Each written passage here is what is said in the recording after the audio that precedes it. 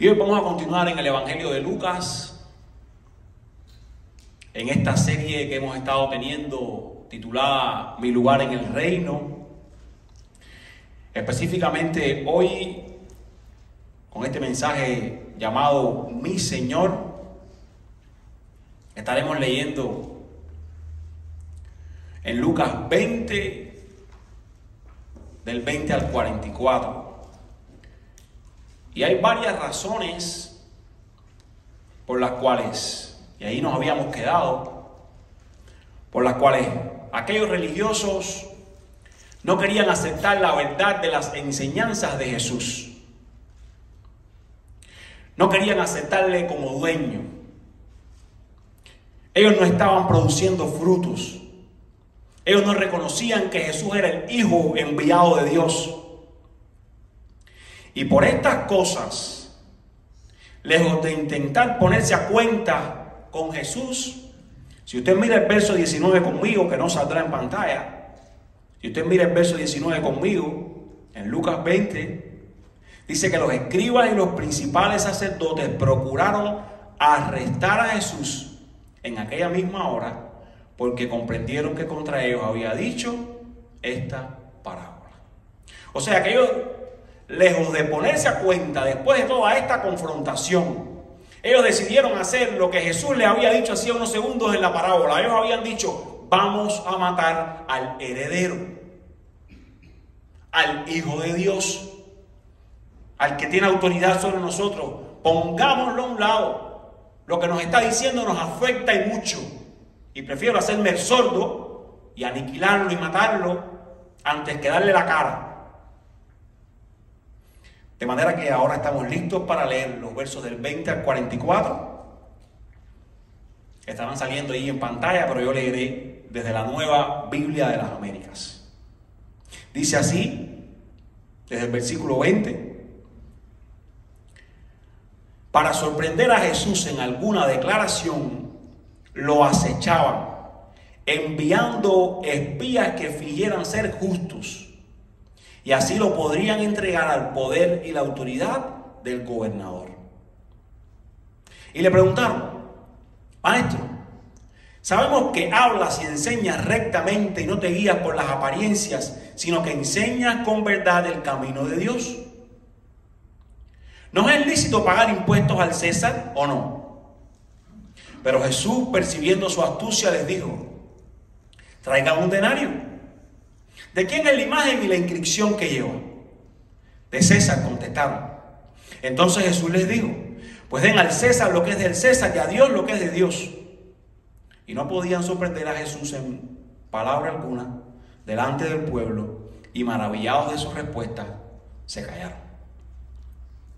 27.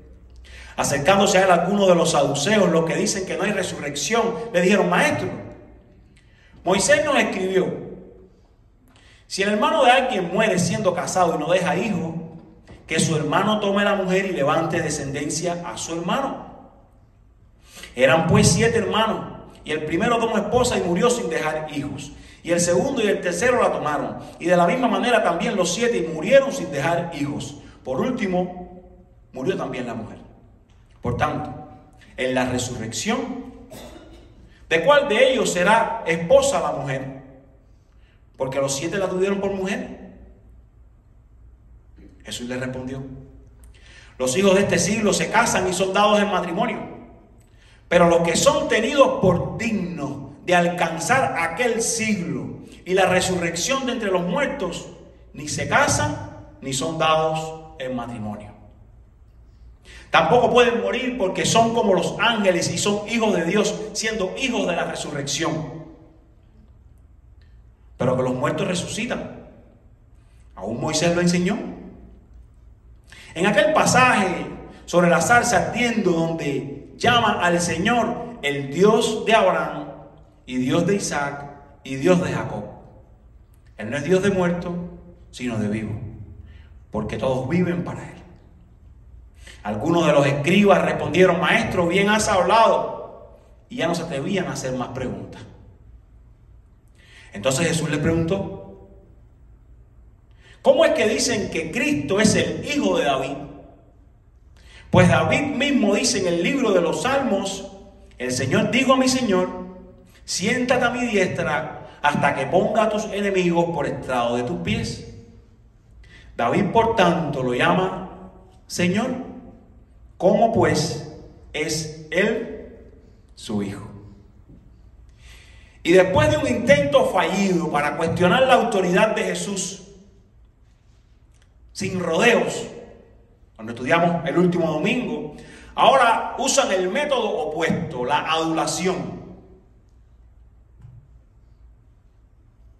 Y van a traer una serie de preguntas a Jesús con el objetivo de hacerle caer. Si usted mira allí y regresa al verso 20, dice que querían sorprenderle, dice que le acechaban, dice que enviaban espías. No fue uno, fueron varios. Y miren qué interesante, que fingieran ser justos para entonces, si Jesús caía, entregarlo al gobernador. Que vayan gente que intenten engañarlo, que finjan ser justos, porque la justicia no hay manera de ganarla. O la tienes o la finges.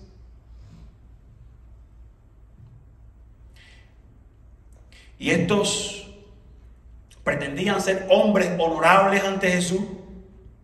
Ellos pretendían hacerle creer a Jesús que ellos tenían una duda sincera. Maestro, tú eres bueno, explícanos, enséñanos.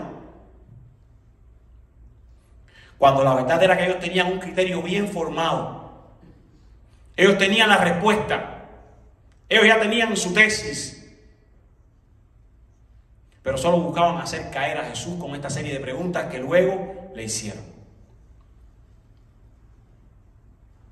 Y los que se creían muy sabios, intentando hacer caer a Jesús con estas adulaciones, no habían entendido que estaban enfrente de la sabiduría encarnada. Dios es la fuente de toda sabiduría.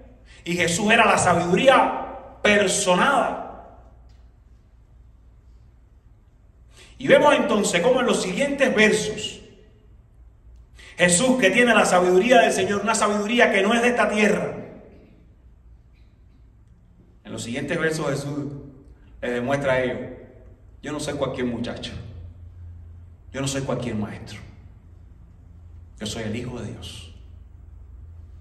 Aquella autoridad que ustedes desafiaron hace unos segundos. Es muy importante decir que estos acontecimientos están pasando en lo que le llamamos nosotros la semana de la pasión. Esto está ocurriendo en la última semana de la vida de Jesús en la tierra, en la que ya ellos intentaban matarle. Y Jesús está demostrando quién yo soy. Por este motivo quiero hacerte esta invitación.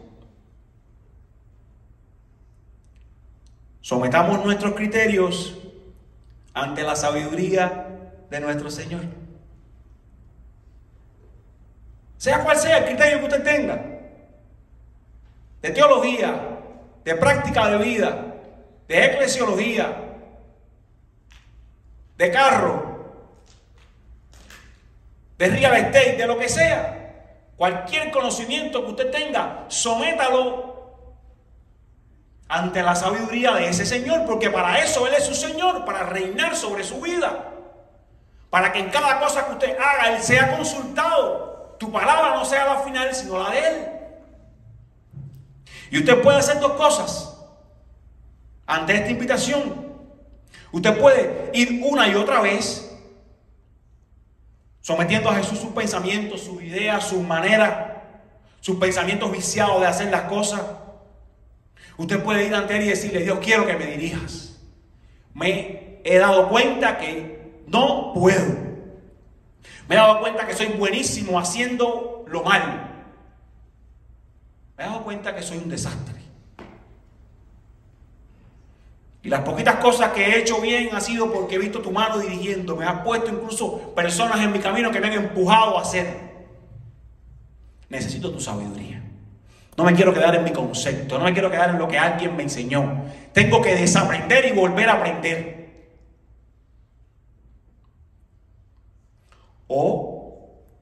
Usted puede pararse con sus criterios enfrente de la sabiduría encarnada, como esta gente, e intentar imponer tu sabiduría, tu cosmovisión, engañado, creyendo que le puedes vencer. Este es el punto en el cual se encuentran muchas personas que no le conocen, desafiando a Dios, sin querer aceptar la verdad de Dios. Este es el punto en el que se encuentran muchas personas, incluso dentro del mundo cristiano, teniendo conceptos de la Biblia, citando la Biblia, hablando de la Biblia, pero sin creer a nada de lo que verdaderamente ella manda. Compartiendo su punto. Y te tengo la mala noticia de que en ocasiones nosotros estamos tristemente también en ese bando. Yo me armo de un criterio, de sea lo que sea en esta vida. Lo aprendí en YouTube, lo aprendí de otra gente, lo aprendí en donde sea, yo me lo armo. Tengo mis puntos, tengo mis maneras de debatirlo. Y ahí voy por la vida, fajado con aquello, sin haber preguntado antes si Jesús está de acuerdo con esto. Esa ha de ser el lente, la luz a la cual sometemos todo lo que hacemos, todo lo que creemos, todo lo que pensamos. Porque nuestra cosmovisión, que es nuestro pensamiento del mundo, está viciada por la cultura, por una enseñanza fallida, por lo que sea.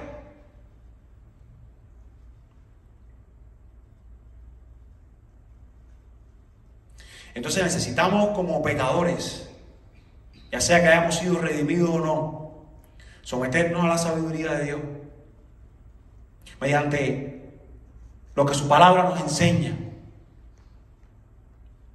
y esperar ahí en lo que Él manda y Él enseña. Entonces, te voy a compartir algunos puntos, algunas maneras de cómo hacer esto de someternos. Y esta es la primera.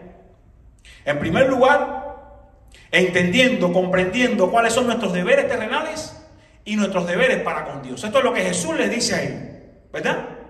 Han venido ante Él, y Marcos nos da un detalle que Lucas no nos da. Han venido ante Él los fariseos y los herodianos. ¿Qué significa esto? Dos grupos completamente opuestos. Los fariseos pertenecían a los nacionalistas judíos, defendían su pueblo.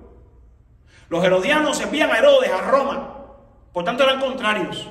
Pero ahora mire esto, gente que son enemigos se han unido para tumbar a Jesús. Y ahí estaban enfrente los nacionalistas judíos, aquellos religiosos, conocedores de la ley, intentando hacer caer a Jesús. Y también estaban los herodianos para, si él fallaba en algo, ahí mismo tomarlo preso. Entonces, ellos dicen la verdad más grande que han dicho en su vida, aunque no la creían. Mírenlo usted en el verso 21. Verso 21. Yo quiero que usted mire su Biblia. Eso no va a salir en pantalla. Verso 21. Ellos le dicen, maestro. Es lo primero que le dicen. Le reconocen como maestro. Aunque no lo creían. Ellos le estaban hablando. Sabemos que hablas y enseñas correctamente. Esto es una verdad más grande que esta casa. Pero ellos no la creían. Y que no te guías por las apariencias, sino que enseñas con verdad el camino de Dios. En otras palabras, le estamos diciendo, tú eres un maestro en el que la gente puede confiar. Tú eres un maestro que le dice lo mismo al pobre que al rico, al religioso que al no religioso. Tú no te parcializas con nadie, tú dices la verdad y punto. Declara fielmente lo que Dios dice, no solo en palabras, no solo en doctrina, sino también en vida. Y después de intentar ganar su afecto con esta adulación, porque ellos creían poder ganar la atención de Jesús con esta adulación, miren, a cualquiera de los que enseñan acá, no tan siquiera los que enseñan, cualquiera que le digan estas palabras, sabemos que tú eres un tipo recto, tú eres un tipo que usted se qué, usted se hincha. Y lo que sea que le diga a esa persona, ya usted lo va a mirar con otros ojos porque le han dicho lo que usted quería escuchar. eres un maestro correcto, tú predicas la palabra de verdad, tú. Ya ellos te tienen en su bolsillo, pero como ellos no conocían a Jesús verdaderamente, intentan ir por esta vía. Si ellos conocieran a Jesús verdaderamente, sabrían que Jesús es Dios y que no hay manera de impresionarlo. Que no hay palabra que tú le digas a Dios, que tú le engañes. Y después de creerse que lo engañaban, que ya lo tenían en su bolsillo, le sueltan la bomba. ¿Verdad? Verso 22. Mírenlo usted, verso 22. ¿Nos es lícito pagar impuestos al César o no? ¿Por qué es una bomba? Bueno, el verso 23, que es el siguiente, dice que Jesús, ¿qué hizo?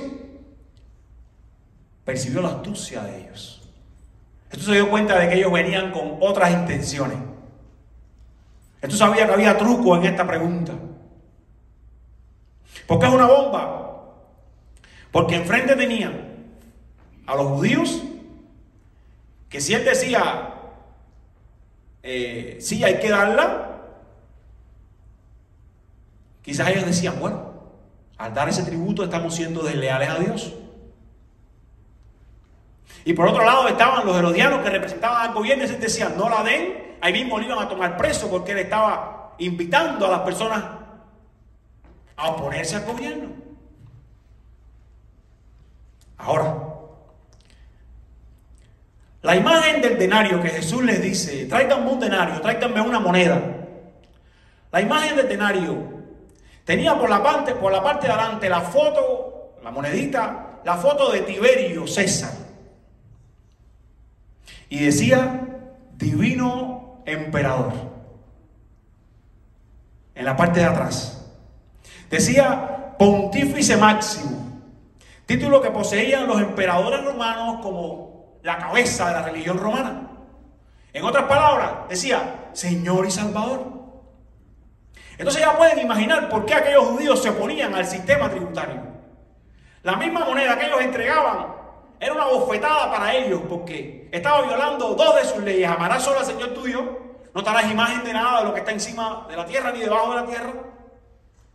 Y ellos decían, no podemos dar. Por eso esta pregunta es una bomba. Porque si Jesús decía, démosla,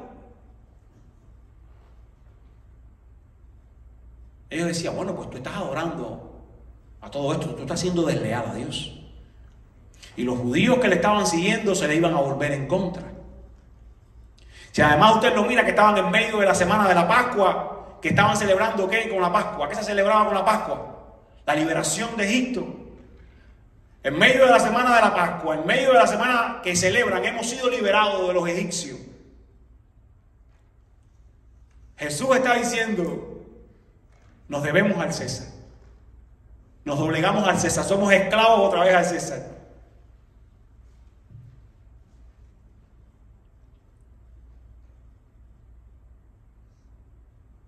Y en la mente de muchos de ellos equivalía a idolatría incluso. El tema de los elevados impuestos era odiado por ellos. Pero el problema aquí no era económico, porque esto era una monedita que se daba una vez al año. El problema no era económico, el problema era de conciencia. Esto les pisoteaba, les humillaba como judíos nacionalistas. De manera que Jesús no podía responder, tenemos que dar ese tributo. Abiertamente así. Jesús no podía responder, le adoramos mientras entregamos ese tributo. Y Jesús no le podía decir tampoco que no. Porque ahí estaban los herodianos que le vendrían a tomar.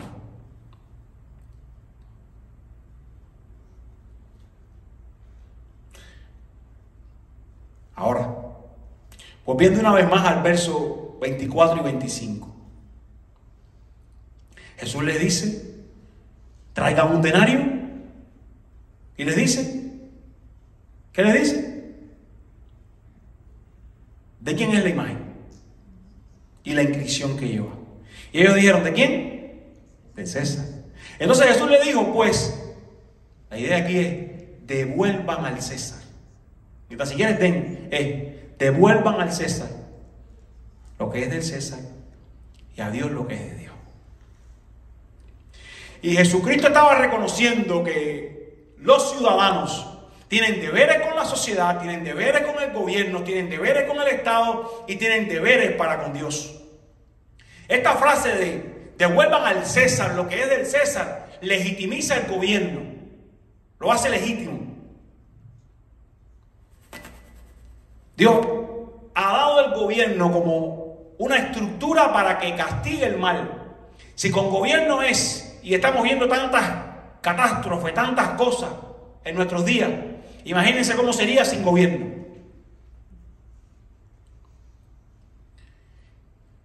Y entonces Dios permite el gobierno como un mal necesario. Porque no estamos en el paraíso. Porque no estamos en el cielo con Él, donde Él va a gobernar, donde Él va a gobernar. Ahora, las palabras de devuelvan al César lo que es del César y a Dios lo que es de Dios, estaban mostrando que la moneda decía una cosa. O sea, esta moneda dice que Él es el Señor, esta moneda dice que Él es el máximo pontífice. Pero la realidad es otra. Porque la segunda parte de devuelvan a Dios lo que es de Dios está diciendo, esta es la declaración final de lealtad. El César no es Dios.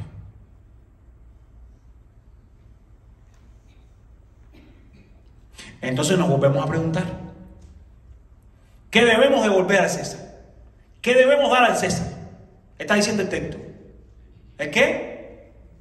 ¿Qué debemos devolver? Según dice el texto. La moneda.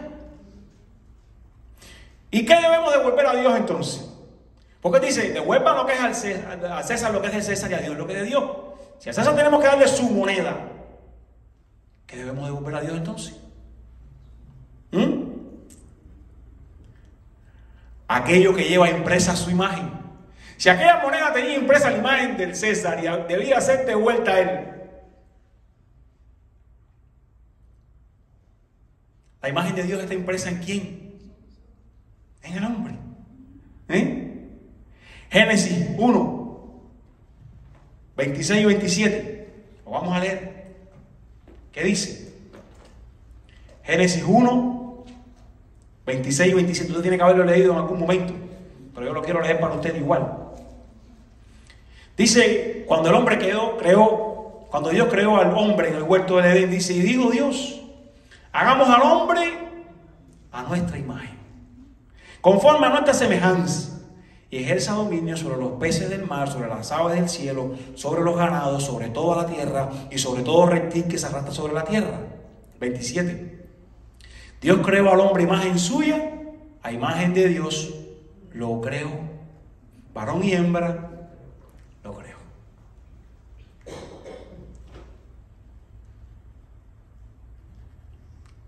¿Qué dará Dios? Si a César hay que darle aquello, ¿qué dará Dios? Tu vida. ¿Dónde Él ha puesto su imagen? Toda tu vida se debe a Dios. Toda mi vida se debe a Dios. Como mismo aquella moneda era propiedad del César, nosotros necesitamos reconocer que somos propiedad de Dios y volvernos a Él en arrepentimiento y fe. Esto les estaba diciendo Jesús a aquellos religiosos que sabían mucho pero no querían someterse a la sabiduría del que más sabe. Si Dios ha puesto la imagen en ustedes como una propiedad, como un puño, a ustedes no les queda más que entregarse a Él, que vivir para Él. Es por eso que por un lado el cristiano debe rendir obediencia al Estado, como dice la primera epístola de Pedro 2, 13 al 17, yo lo voy a leer para usted. Primera epístola de Pedro 2, del 13 al 17. Sométanse por causa del Señor a toda institución humana, ya sea al rey como autoridad, o a los gobernadores como enviados por Él para castigo de los malhechores y alabanza de los que hacen el bien. Porque esta es la voluntad de Dios, que haciendo bien ustedes hagan enmudecer la ignorancia de los hombres insensatos. Anden como libres, pero no usen la libertad como pretexto para la maldad, sino empleenla como siervos de Dios. honren a todos, amen a los hermanos, teman, reverencien a Dios, honren al Rey. O sea que por una parte, el cristiano, el ser humano, se debe al gobierno, se debe al Estado. Pero por otra parte, todas las cosas pertenecen a Dios, deben ser entregadas solo al Señor. Esto no quiere decir que el Estado tiene la autoridad única y final sobre nosotros, en el campo social o en el campo gubernamental. Porque el César, el Estado, el gobierno también es un servidor de Dios.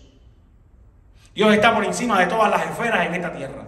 Dios está encima y debajo están todas las esferas, el Estado, la familia, la escuela, lo que sea usted llamar. Y Jesús lo que está diciendo con todo esto es, si de Dios es todo, pues todo debe ser entregado a Él. Y si nosotros vamos más profundo, usted va a recordar las palabras de Hechos 14, del 18 al 20. Yo las voy a leer para usted. Porque los discípulos están predicando el Evangelio y les dicen, no hablen más de Jesús. Y aquí hay una pugna entre gobierno y Dios. No hablen más de Dios, les dice el gobierno.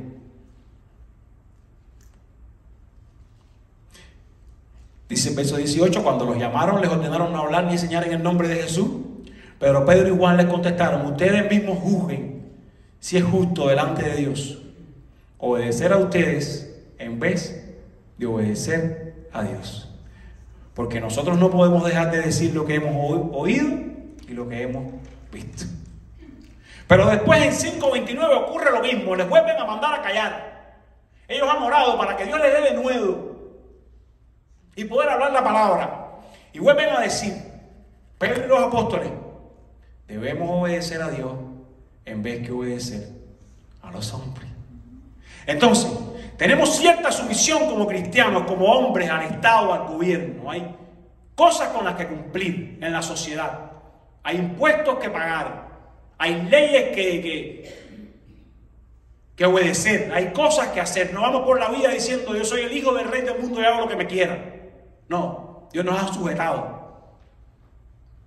Pero cuando eso desafía nuestra lealtad mayor, que ha de ser Dios, pues, y ahí hay una pugna y debemos estar incluso dispuestos a ir a muerte, incluso a prisión, como lo fueron ellos. Ayer hablaba con unos amigos que invité a la casa acerca del futuro que nos espera en la enseñanza de nuestros hijos con todo este tema de la agenda homosexual. Y él me está diciendo que no sé en qué país por allá, Noruega, Canadá, a los niños les están enseñando en la escuela acerca de que es su elección, de que pueden hacer desde niños lo que ellos quieran, y que si los padres le dicen lo contrario en la casa, se está dictando una ley para que vayan a los padres, los apresen por enseñarle a sus hijos en su casa lo contrario. ¿Usted está oyendo esto? Entonces, en momentos como este, usted dice aquí, César, ponte a un lado. Mi lealtad es a Dios primero. Quizás me va a costar la prisión, quizás me va a costar no sé qué. Pero lo que Dios dice está primero. No lo voy a negociar. Así es que, amado hermano, cumple con tus responsabilidades terrenales porque para Dios lo haces. Cumple con ellas como si fueran para Dios. No les vayas de lado porque te pueden meter en un rollo, fíjate. Hay cristianos que juegan sucio con los impuestos, hay cristianos que juegan sucio con determinadas cosas. Un día pudieras pasar una pena, un día pudieras pasar un susto. Dios te ha mandado, Dios los ha puesto allí, te gusten o no te gusten. Por otra parte, tu lealtad a las cosas de este mundo no debe ser mayor que tu lealtad a Dios. Y esto es en todas las esferas. ¿Qué tiene tu corazón? ¿Qué ha ganado tu corazón? Entonces dice el verso 26 que cuando Jesús sale de esta emboscada que le hicieron, verso 26, miren usted, no podían sorprender a Jesús en palabra alguna. Se maravillaron de su respuesta y se callaron. Ellos dijeron, estamos enfrente a la sabiduría, no hay manera de agarrarlo. Entonces viene el segundo punto ¿Cómo podemos hacer para someternos a esta sabiduría? Bueno, en segundo lugar, lo que se comparte en el texto, entendiendo la resurrección como una obra sobrenatural sin comparación en este siglo. Ahora han vuelto a la carga y esta vez son los saduceos. Ellos eran expertos en el Pentateuco, los primeros libros de la Biblia: Génesis, Éxodo, Levítico, Números, Deuteronomio. Ellos eran los racionalistas de aquellos días. Los saduceos, la gente que iban con la razón. Ellos decían creer en Dios, ellos citaban la Biblia, pero todo lo que les oliera a que no fuera razonable, lo quitaban, lo justificaban, buscaban una manera de explicarlo. Ellos no creían ni en la resurrección corporal ni del alma, no creían en los ángeles, nada que oliera a raro. Entonces ellos vienen también, los versos del 27 al 40, llaman a Jesús maestro, con la misma idea de adulación. Le dicen, tenemos una inquietud, cuando ellos tenían muy bien su postura creada. Citan la Biblia. Dice, Moisés nos dijo, o sea, también están citando lo que para ellos era la Biblia, las Escrituras, el Pentateuco. Hay un detalle que no señala Lucas y sí señala Marcos, es que Jesús le dice, ustedes no comprenden el poder de las Escrituras, ustedes no comprenden el poder de Dios. Y exactamente lo que ellos le preguntan es cómo encajar la idea de la resurrección con el levirato, que era una ley que había sido dada en Deuteronomio 25, con el objetivo de asegurar la línea familiar de las personas. Y cuando una viuda fallecía su esposo, si había un hermano que era soltero, por ley debía tomarla a ella para que ella pudiera tener descendencia.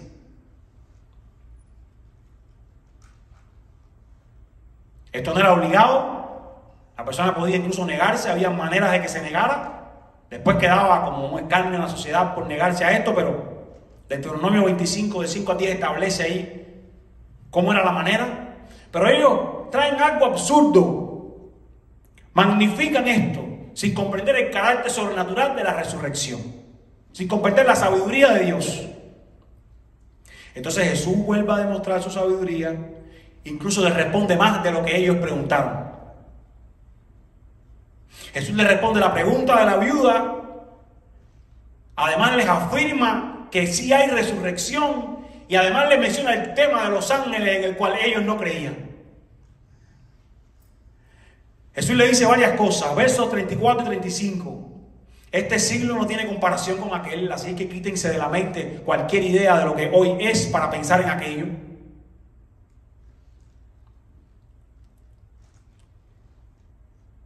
Jesús les dice, estando allá, no van a morir más aquellos que le tienen a Él, aquellos que son dignos de ser llamados por Él. Serán como los ángeles porque habrán entrado en la resurrección. Y Jesús les dice, más Moisés, a quien ustedes citan y leen, enseñó sobre la resurrección. Y Jesús lo hace intencionalmente. Jesús le cita también a Moisés, le cita también el Pentateuco. Y Jesús expone todas sus creencias falsas con estas pocas palabras que están aquí. Ahora, mucho se ha dicho sobre qué significa esto de que no se casarán ni se darán en casamiento. Pero el punto principal es este: allá seremos como los ángeles. ¿Cómo son los ángeles? Son inmortales. Los ángeles no se reproducen. Los ángeles no necesitan casarse porque no tienen un llamado a procreación. Y nosotros, cuando seamos resucitados y estemos con Él en su reino, tendremos las mismas características. En el cielo no habrá matrimonio porque seremos hermanos. Y nuestra mente finita quiere seguir arrastrando lo de aquí, lo de la tierra hasta allá, pero habrá un disfrute más pleno, habrá un disfrute mayor.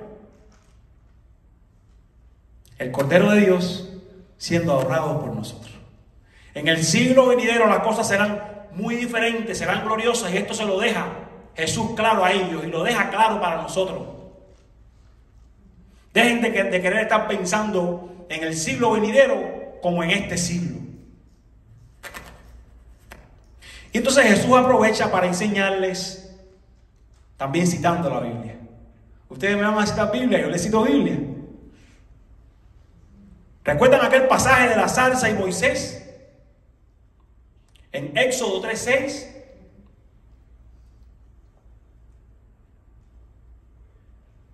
Y Éxodo 3:6 lo que dice es que el Padre está diciendo específicamente a Moisés: yo soy el Dios de tu padre, el Dios de Abraham, el Dios de Isaac, el Dios de Jacob. Es exactamente lo que dice Éxodo 3:6, que es el pasaje de la zarza al cual Jesús se refiere. Y Jesús interpreta este texto para ellos, que eran los sabios de la época. Jesús les muestra cómo allá en el pasado Dios estaba usando el tiempo presente para hablar de personas que estaban muertas. Jesús les dice, en el momento que Dios llama a Abraham, a Isaac y a Jacob, su Dios está diciendo: yo soy, en tiempo presente. Él no dijo: yo fui Dios de este, de este y de este. Ya ellos están muertos. No, él dijo: yo soy, porque ellos están vivos, porque ellos han resucitado, porque ellos no quedaron en la tumba.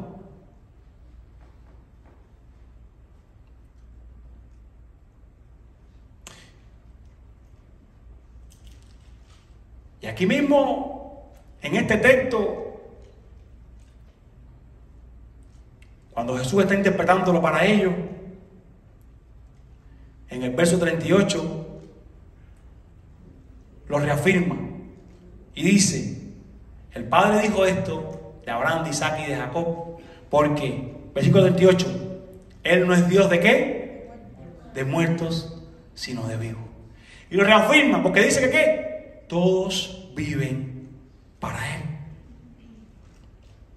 Incluso con esta idea de que Él dice todos viven para Él, está contrarrestando también la idea de que algunos tienen de que son aniquiladas las almas. Sepan que todos van a vivir en una o en otra condición, en un estado o en otro. Usted estará disfrutando en las mansiones celestiales en aquel momento, o estará en el infierno eternamente.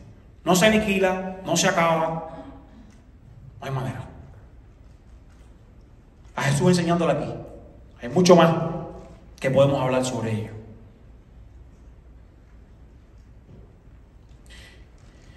Y la resurrección es una de las doctrinas fundamentales que nosotros creemos.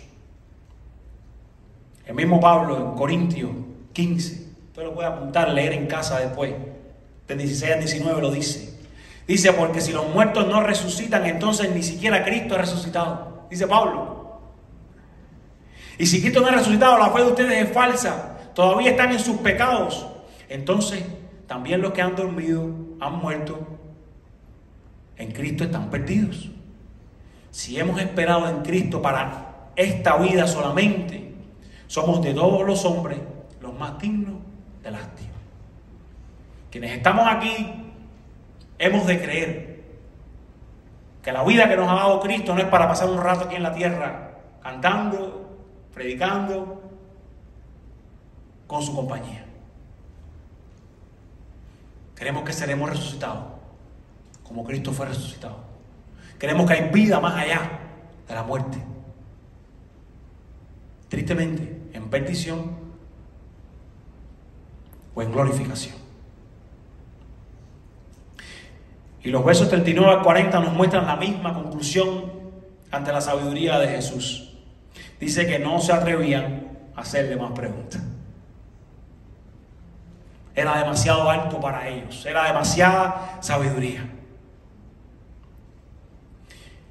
Y yo no sé usted, pero a mí la sabiduría de Jesús me da esta tranquilidad de que puedo confiar mi vida en sus manos. Él tiene todas las respuestas. Ellos le han emboscado, ellos han venido contra él, las ha respondido todas, porque era la sabiduría encarnada. Y a mí como cristiano en este siglo me da tanta confianza, tanta paz. Tú tienes todas las respuestas, solo tengo que buscarte, acercarme.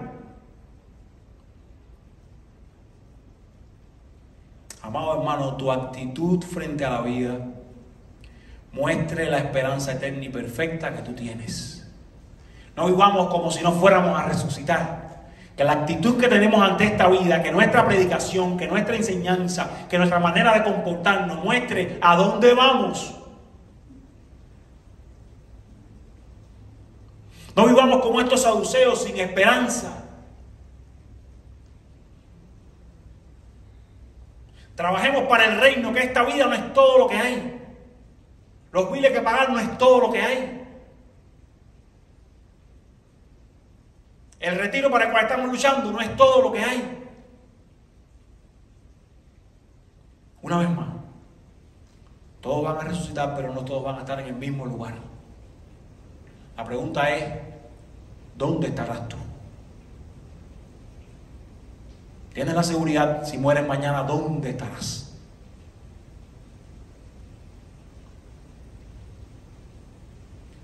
Si vemos la vida con otro lente que no sea la Biblia y la sabiduría de Jesús, estaremos errados. Necesitamos la cosmovisión bíblica para entender este mundo, para poder vivir piadosamente y seguir adelante.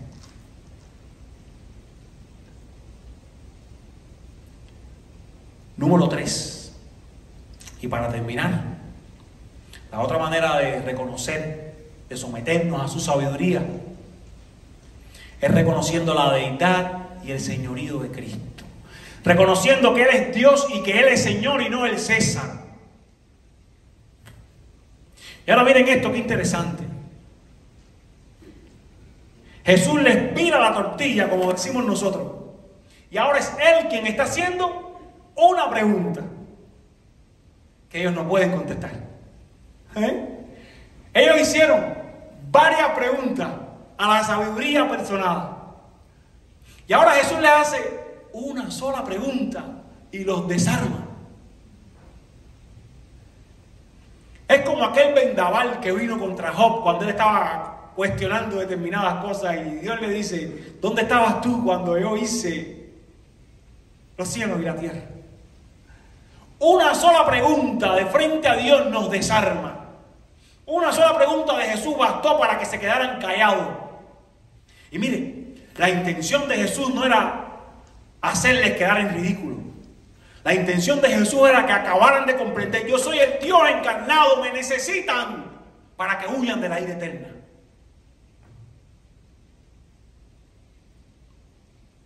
Y la pregunta es, versos 41 al 44. ¿Cómo es que dicen que Cristo es el hijo de David? Cuando David mismo citó un salmo de la Escritura, el Salmo 110, y dijo, el Señor dijo a mi Señor, siéntate a mi diestra hasta que ponga a tus enemigos por estrado de mis pies. David llama Cristo al Señor. ¿Cómo es pues su hijo? ¿Cómo pues yo soy hijo solamente de Él, como un hombre, como un libertador, como alguien que vino a librarle de esto, de aquello? Y miren, los judíos aceptaban que el Mesías sería descendiente de David. Los judíos aceptaban que el salmo que Jesús ha mencionado, el Salmo 110, era un salmo mesiánico, que hablaba del Mesías. Los judíos creían en un solo Dios. Entonces ya usted entiende todo el corte que implicaba que Jesús dijera, yo soy Dios, yo y el Padre uno somos.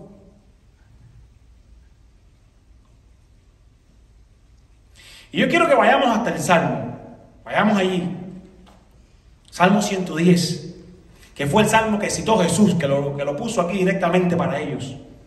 Salmo 110, verso 1. Y dice David en este salmo, inspirado por el Espíritu Santo, dice el Señor: a mí, Señor, siéntate a mi diestra hasta que ponga a tus enemigos por estrado de tus pies. Ahora, algo muy interesante aquí es que las palabras que usted y yo tenemos en español aquí en nuestra Biblia, dice el Señor, ese primer Señor que está allí, se refiere al nombre de Dios en el antiguo pacto.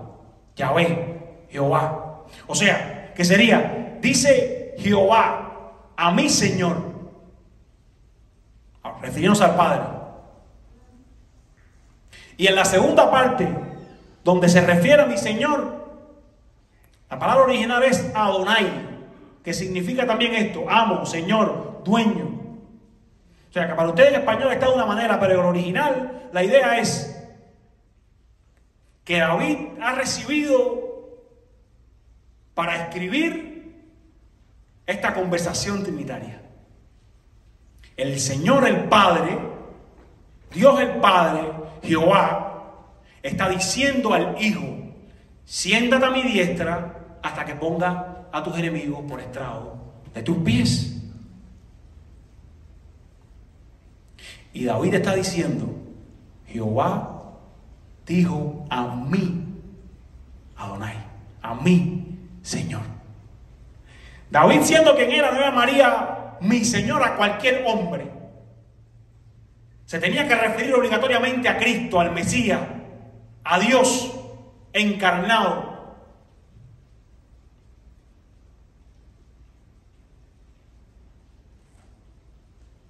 Entonces, Cristo les estaba diciendo a ellos, con esta pregunta quiero que entiendan, que acaben de comprender, que el hijo de David, ese título que yo tengo, es más que un hombre que proviene de esa línea de reyes. Decir David en la antigüedad era decir lo máximo, el ejemplo mayor. De hecho, si usted lee el Antiguo Testamento, usted puede escuchar que este no hizo como David su padre, y David no había sido padre directamente de quien estaba hablando, o este no hizo como su padre y se fijó en David, porque David era un paradigma. Y el mismo David está diciendo mi Señor al Cristo, reconociéndole como Dios. Y este es el pasaje que Jesús ha traído a ellos para que ellos examinen, para que ellos miren y para que ellos acaben de reconocer: Jesús es Dios. Para que ellos acaben de rendirse ante Él. Y tan siquiera les quiere ganar una pelea a Jesús, una batalla teológica. Jesús quiere que acaben de reconocer su deidad y se entreguen a Él. Es más, habían todavía algunos con dudas. En Lucas 22, cuando le iban a matar, Lucas 22, del 66 al 70, dice que cuando se hizo de día, se reunió el concilio, el Sanedrín de los ancianos del pueblo, todos los principales sacerdotes, los escribas, y le dijeron a Jesús: si tú eres el Cristo, el Mesías, dínoslo. Pero él les dijo: si les digo no lo van a creer. ¿Cuántas veces se los he dicho? Y si les pregunto, no responderán. Dice 69. Pero de ahora en adelante, el Hijo del Hombre estará sentado a la diestra del poder de Dios. Dijeron todos entonces: ¿tú eres el Hijo de Dios? Ustedes dicen que yo soy, le respondió Jesús. Y con estas palabras Jesús estaba cumpliendo lo del Salmo. Estaba diciendo: el Hijo de Dios, el Señor, se va a sentar a su diestra y los enemigos van a ser puestos a sus pies. Entonces, en Apocalipsis 5:5, que no quiero ir al punto de Apocalipsis, sino a lo que se habla allí de Jesús. Apocalipsis 5:5 dice que uno de los ancianos dijo: no llores, mira el león de la tribu de Judá, la raíz de David, ha vencido para abrir el libro y sus 7 sellos. La raíz de David. La comprensión de los judíos era al revés. David era la raíz y Jesús proviene de él. Pero toda la Biblia está demostrando que Jesús era más que un profeta, que Jesús era más que un hombre. Jesús era el Hijo de Dios con toda autoridad. Jesús es el Señor. Jesús es Dios. Jesús es antes que todo. Jesús es esa raíz. E incluso David, quien para ellos era muy grande.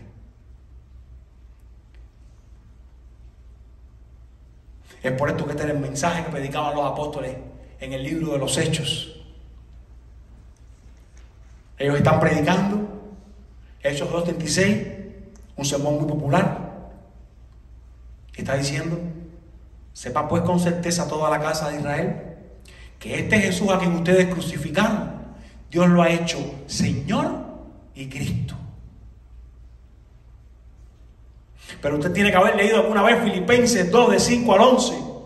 Y le pido un minutico más concentrado, donde dice: haya pues en ustedes esta actitud, esta manera de pensar que hubo también en Cristo Jesús, el cual, aunque existía en forma de Dios, no consideró el ser igual a Dios como cosa que aferrarse, sino que se despojó a sí mismo, tomando forma de siervo, haciéndose semejante a los hombres, y hallándose en forma de hombre, se humilló él mismo, haciéndose obediente hasta la muerte y muerte de cruz. Ahora dice: por lo cual Dios también lo exaltó hasta lo sumo y le confirió el nombre que es sobre todo nombre, para que en el nombre de Jesús se doble toda rodilla, toda, de los que están en el cielo y en la tierra y debajo de la tierra, y toda lengua confiese que Jesucristo es el Señor, para la gloria de Dios Padre. Esto va a pasar, lo quieras o no lo quieras. Tú escoges de qué bando vas a estar diciendo. Algunos con lágrimas en los ojos van a decir: ¿por qué no oí a aquellos locos? ¿Por qué no me entregué a ese Señor? Jesús eres Señor. Los que le hemos creído con alegría diremos: eres Señor, para la gloria de Dios Padre. Amado hermano, termino con esto. Jesús sea para ti más que una buena causa, sea tu Salvador. Jesús sea para ti más que un buen hombre. La iglesia sea para ti más que un buen grupo para reunirte. Sea el lugar donde eres salvado. Hay un abismo muy grande entre al mirar a Jesús y entregarse a Él en arrepentimiento y fe. No basta con decirle a Jesús: Señor, Señor. No basta ni siquiera con decirle: conozco. No basta ni siquiera con haber disfrutado alguna de las cosas que, estando en la comunidad de cristianos, a veces disfrutan los que no son creyentes. No basta con venir aquí. Debes reconocerle como David, como mi Señor. Porque un día todos se van a postrar ante Él, para bien o para mal. Dice Paul Washer: fuiste hecho por Dios y para Dios. Y hasta que entiendas eso, la vida nunca tendrá sentido. Hasta que no entiendas que fuiste hecho por Dios y para Dios nada más, tu vida no tendrá sentido. Entonces, esta gente han hecho las preguntas que Jesús ha respondido, pero ahora ellos no pueden responder. Porque la sabiduría de Jesús está por encima de la de cualquier líder, de la de cualquier rabino. Y Él sabe qué responder, Él sabe qué decir para salir ileso. Mi pregunta es: ¿quién es tu Señor? Mi Señor es Jesús. Vivo para Él. Me aferro a eso. Quiero esperar su venida. ¿Quién es tu Señor? Quiero invitarte a que sometas tus criterios a la sabiduría del Señor, porque Él lo sabe todo. Quiero que crezcamos en el conocimiento de Jesús mediante la sumisión a su palabra. Y como digo cada domingo, si Jesús no es tu Señor, si no tienes la seguridad de que si mueres tú mismo estarás en el cielo, la invitación está abierta. único que tienes que hacer es decirle: yo me reconozco pecador. Tu santidad exige que alguien pague por este pecado. Pero lo que tu Hijo Cristo hizo en la cruz como Señor me permite ser un hijo tuyo. Sálvame, Dios. Tan solo tienes que entender: yo soy pecador y necesito a Dios para salvarme. Y si quizás hoy no es un día para tomar una decisión, también te invito a que sigas viniendo, a que te conectes con la iglesia, quieras aprender más de Jesús, camines en un discipulado donde puedas conocerle verdaderamente y te sea expuesto el Evangelio. Jesús es el Señor. La pregunta es: ¿le quieres hacer tu Señor? Puedes decir, como decíamos al inicio: Jesús es mi Señor.